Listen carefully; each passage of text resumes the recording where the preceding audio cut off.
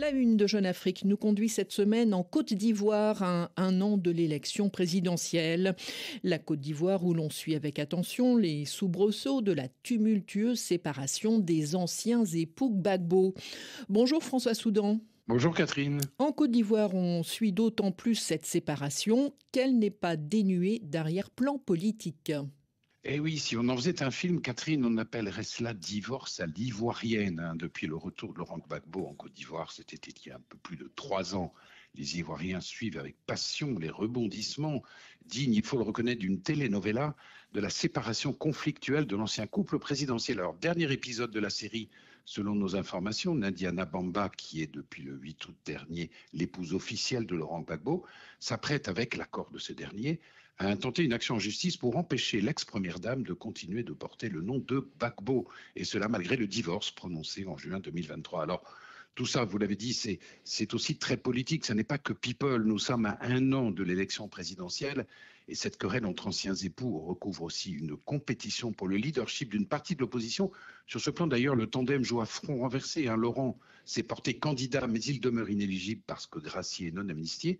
Simone, elle, n'est pas encore candidate, mais elle devrait l'être lors de la convention le mois prochain de son parti, car elle a, elle, recouvré tous ses droits civiques, Catherine.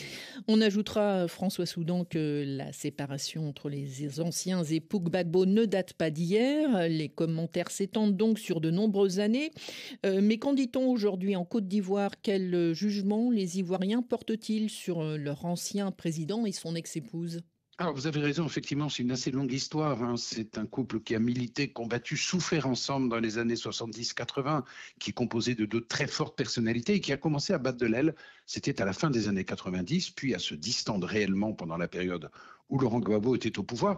Dès cette époque, Gbagbo entretenait une liaison avec celle qui allait devenir sa compagne, puis sa femme, l'ancienne journaliste communicante Nadia Nabamba, qu'il a en quelque sorte quadruplement épousée à la mairie de Cocody le 8 août dernier, certes, mais aussi selon les rites catholiques, musulmans et malinqués. Alors, tout ça, ce sont des choses que les Ivoiriens peuvent comprendre, mais ce que beaucoup de militants et de partisans du couple n'ont pas apprécié, Catherine, c'est la façon avec laquelle Laurent a publiquement éconduit Simone d'un revers de la main, vous vous en souvenez, à son retour de prison sur l'aéroport d'Abidjan en juin 2021.